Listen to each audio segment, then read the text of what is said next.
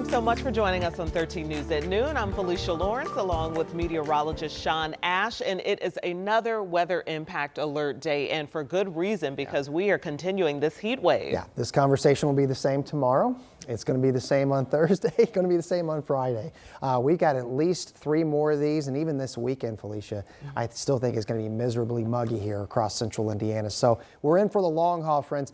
Let's show you how this thing plays out right now at this hour. Sunshine, we have a little bit more cloud cover that's popping up, and eventually those will fuel a few thunderstorms that may develop as well. Temperatures very close and above 90 degrees. That's one part of the story. Sunshine, dew points, which make us very humid, those are in the 70s. When you take that temp, combine it with that dew point, gives you a heat index in Indianapolis of 97.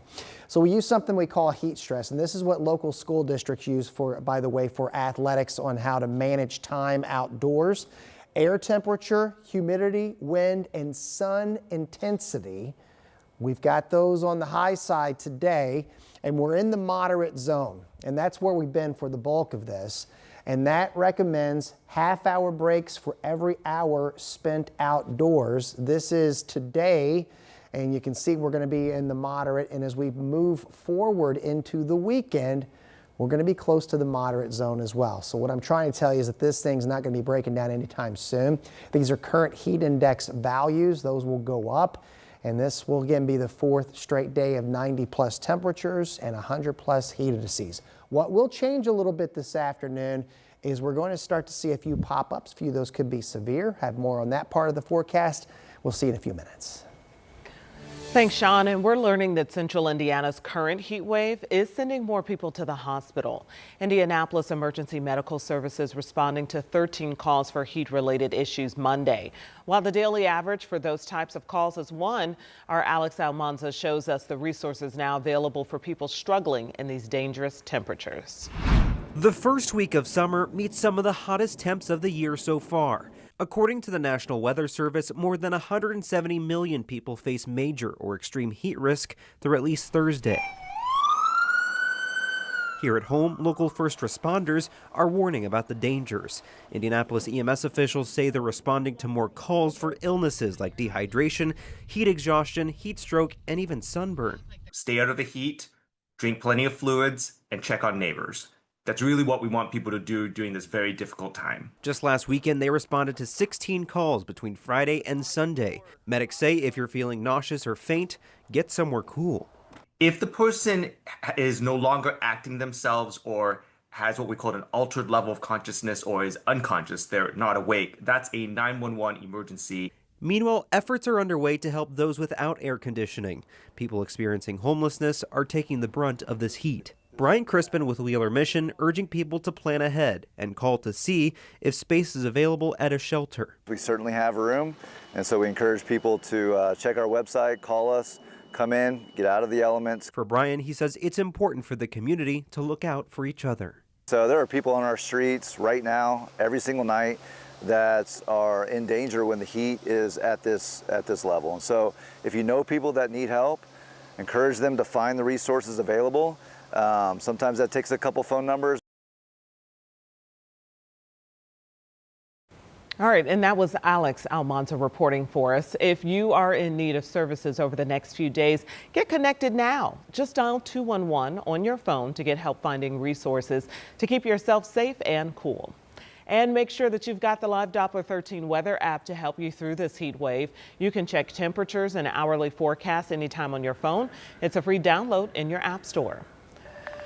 This afternoon, we're learning that all 15 of Indiana's public colleges and universities are committing to 2-year tuition freezes.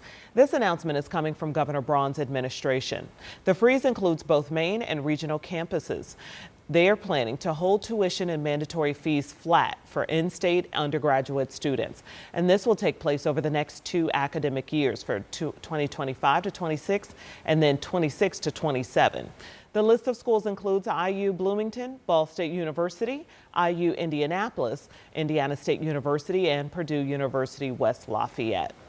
You can find the full list of schools right now on our website at WTHR.com. This is the first time since 2010 that more than 2 campuses have simultaneously held tuition flat. 2 people are under arrest in connection to a pair of triple shootings in the heart of our city. One of the suspects just 16 years old. The most recent shooting happened on Monument Circle early yesterday morning as people were out after the Pacers watch party. Police say someone shot 2 men and a woman. They arrested a 16-year-old for carrying a handgun at the scene. And then Saturday, 2 men and a young person were shot along the canal. Police arrested a 19-year-old in this case. Both shootings unfolded during downtown curfew hours enforced last year to help curb crimes involving young people. An alleged leader in the Taliban Choa gang, that's the name of it, Taliban Choa gang, is agreeing to a plea deal facing sentencing later today.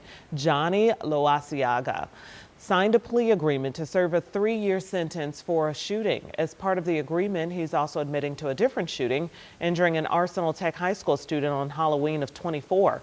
Police believe the gang is responsible for at least 6 shots fired incidents and 2 additional shootings in 2024 on Indy's northwest side.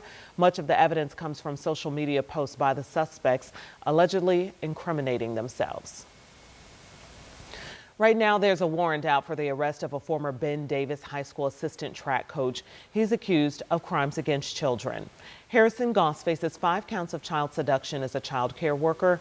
Investigators are accusing Goss of having a sexual relationship with a 16-year-old student while working for Wayne Township schools. Court documents detail allegations of inappropriate texts. Police say the victim told them she had sex with Goss because she thought he would tell the school she was texting him, and she continued to talk with him because he was her way home from track. Wayne Township schools placed Goss on leave in April. He has since been fired.